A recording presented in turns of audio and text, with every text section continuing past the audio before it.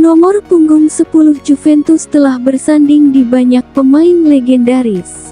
Namun tidak ada pemain yang pernah mengenakannya lebih lama dari idola kebanyakan fans Bianconeri di seluruh dunia, Alessandro Del Piero. Del Piero sudah bergabung dengan Juventus sejak masih berusia muda. Namun karirnya tidak dimulai di Turin, melainkan bersama klub peserta Serie B kala itu, yakni Padova. Juventus baru mendeteksi talentanya pada tahun 1993. Dan sejak saat itu, Del Piero tak pernah pergi dari sisi sinyonya tua sampai usia memisahkan.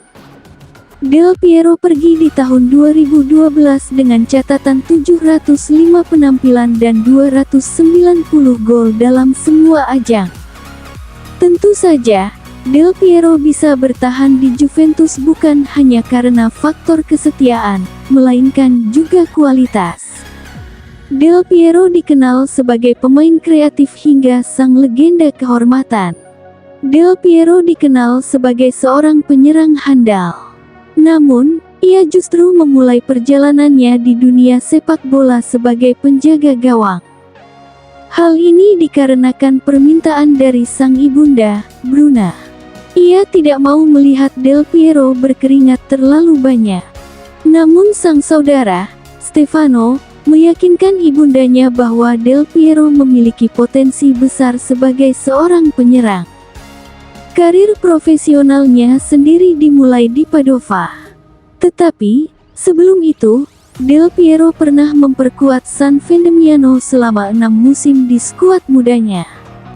Dan potensinya baru ditemukan oleh Padova pada tahun 1988. Del Piero menjalani laga debutnya saat masih berusia 17 tahun. Potensi Del Piero akhirnya terendus oleh Juventus, atau lebih tepatnya Boniperti. Pada tahun 1993, Bianconeri lantas bergerak cepat dan mengikat sang pemain dengan mahar 5 juta lira, setara 5.000 euro menurut kurs sekarang. Awal karir di Juventus dan cedera parah. Del Piero resmi bergabung dengan Juventus pada tahun 1993. Sebenarnya, ia diproyeksikan bermain dengan tim muda pada awal kedatangannya. Namun, Giovanni Trapattoni selaku pelatih menginginkan Del Piero ikut berlatih bersama pemain senior. Kesempatan menjalani debut ia dapatkan pada tahun 1993, kala melawan Foggia sebagai pemain pengganti. Sedangkan gol pertamanya tercipta beberapa hari setelahnya waktu Juventus bertemu Reggiana. Nasibnya kian mujur saat Juventus mengganti Trapattoni dengan Marcello Lippi di musim 1994/95. Ia mulai mendapatkan kesempatan tampil yang lebih sering dikarenakan sang bintang, Roberto Baggio, kerap mengalami cedera. Potensinya terus terasah, dan Juventus pada saat itu berhasil meraih Scudetto pertamanya setelah 9 tahun lamanya. Memasuki musim 1995/96, Del Piero diberi kepercayaan yang lebih dan Baggio harus tergeser ke klub lain. Kepergian Baggio membuat nomor 10 jatuh ke tangannya. Sayang, Juventus gagal mengantongi trofi Scudetto pada saat itu. Namun setidaknya, Del Piero bisa memberikan obat penyembuh dengan membantu Bianconeri meraih trofi Liga Champions. Waktu terus berjalan, namun nama Del Piero tidak pernah hilang dari daftar pemain. bersama Zinedine Zidane dan Filippo Inzaghi. Ia membentuk trio mengerikan di Italia. Semua terasa indah sampai Del Piero didera cedera parah pada musim 1998/99 usai melawan Udinese. Kebangkitan Il Pinturicchio sembuh dari cedera tidak serta-merta membuat Del Piero kembali handal seperti biasanya. Pelan tapi pasti, Del Piero sukses menemukan performa terbaiknya. Pada musim 2001/2002, ia dinobatkan sebagai kapten Juventus dan kembali membentuk duo menakutkan di lini depan bersama David Trezeguet, yang berlabuh di Turin pada tahun 2000. Ia sukses mencetak 16 gol di Serie A dan membantu Juventus meraih Scudetto yang ke-26. Jika ditotal, Il Pinturicchio berhasil mengantongi 21 gol di semua kompetisi. Lini depan Juventus pada saat itu sangat kuat. Duo striker yang digawangi Del Piero dan David Trezeguet diapit oleh Mauro Camoranesi dan Pavel Nedved, yang tak hanya bertugas sebagai pengumpan, namun juga pencetak gol di saat-saat genting. Juventus pun sukses mencapai babak final Liga Champions pada musim 2002/2003. Sayang, mereka tumbang melalui drama adu penalti atas rival bebuyutannya, AC Milan. Pada tahun 2004, kursi kepelatihan Juventus mengalami pergantian sosok. Fabio Capello diangkat jadi pelatih Juventus untuk menggantikan Lippi. Capello, yang pernah membawa AS Roma meraih Scudetto, tampak khawatir dengan kondisi fisik Del Piero. Sehingga dirinya lebih memilih fokus terhadap Zlatan Ibrahimovic yang merupakan anak baru di Turin. Meski kesempatan bermainnya jadi sangat minim, namun Del Piero masih menunjukkan kelasnya dengan raihan 14 gol serta membantu Juventus meraih Scudetto di musim 2004/2005. Capello masih bersikeras enggan memberikan kesempatan tampil lebih sering kepada Del Piero. Ia melihatnya sebagai sosok super sub. Maka dari itu, jadilah Il Pinturicchio lebih sering terlihat di bangku cadangan. Namun itu tidak menghalanginya mencetak gol. Pada musim 2005/2006, ia berhasil membukukan 20 gol di semua ajang dan membantu Juventus mempertahankan gelar Scudetto. Tahun 2006 menjadi masa yang kelam bagi Juventus.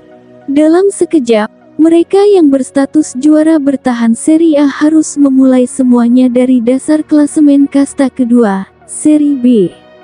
Semuanya disebabkan oleh skandal Calciopoli yang ramai dibicarakan pada saat itu. Sejumlah pemain bintang, bahkan yang namanya dibesarkan oleh Juventus, memutuskan hengkang kala itu. Mulai dari Lilian Thuram, Gianluca Zambrotta, Patrick Vieira dan bahkan Zlatan Ibrahimovic pergi satu persatu. Namun tidak dengan Del Piero. Ia memutuskan setia kepada si nyonya tua kendati harus bermain di pentas Serie B sekali lagi. 4 penggawa penting, yakni David Trezeguet, Pavel Nedved, Mauro Camoranesi, dan Gianluigi Buffon, langsung sepakat untuk tidak meninggalkan Bianconeri kendati punya kesempatan bermain di klub atau pentas yang lebih baik. Masa kegelapan Bianconeri. Usai melewati Serie B, fans berharap Juventus bisa kembali mendominasi pentas-pentas domestik seperti sebelum Calciopoli.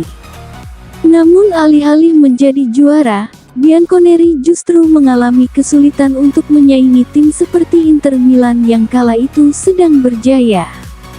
Pada musim 2007/2008, Juventus finish di posisi ketiga Serie A. Bukan torehan yang buruk untuk tim yang baru promosi dari Serie B. Bahkan, mereka mendapatkan tiket bermain di Liga Champions pada musim depan.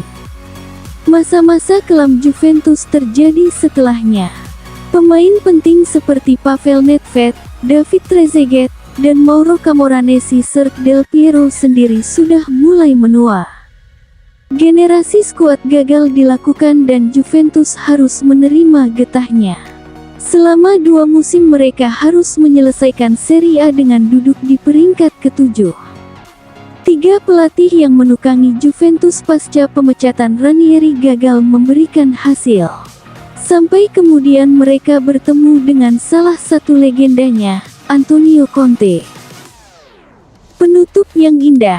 Conte, dulunya, pernah menjadi rekan setim Del Piero di Juventus. Namun fakta tersebut tidak membuat Conte jadi pilih kasih. Kenyataannya, sosok yang direkrut dari Atalanta itu lebih memilih Mirko Vucinic di lini depan ketimbang Del Piero yang sudah menua. Pada musim 2011-2012, ia lebih sering duduk di bangku cadangan dan ironisnya, Bianconeri berhasil keluar sebagai juara Serie A untuk pertama kalinya setelah sekian lama. Del Piero menjalani laga terakhirnya bersama Juventus di ajang Serie A. Ia bermain sejak menit awal dan ditarik keluar pada menit ke-59 dengan torehan 1 gol ke gawang Atalanta. Tidak ada masalah dengan kondisinya pada waktu itu. Del Piero ditarik keluar hanya semata-mata untuk mengucapkan perpisahan dengan fans setia Juventus. Ia mengelilingi Juventus Stadium, yang baru jadi kala itu, sembari mendapatkan apresiasi besar dari fans dan bahkan penggemar Atalanta sekalipun. Banyak air mata yang tertuang, tepat di hari Juventus mengangkat piala. Sebelum pergi, Juventus berniat mempensiunkan nomor 10 agar tidak ada lagi pemain yang mengenakannya setelah dia. Namun Del Piero tidak lantas gantung sepatu. Ia memilih hijrah ke Australia guna memenuhi pinangan Sydney FC. Del Piero baru benar-benar pensiun pada tahun 2015 setelah gagal mendapatkan klub baru. Nomor 10 keramat Juventus harus mencari punggung yang tepat untuk dihuni pasca kepergian Del Piero. Namun sepertinya, ia sudah mulai nyaman menghuni punggung idola Bianconeri yang baru, Paulo Dybala.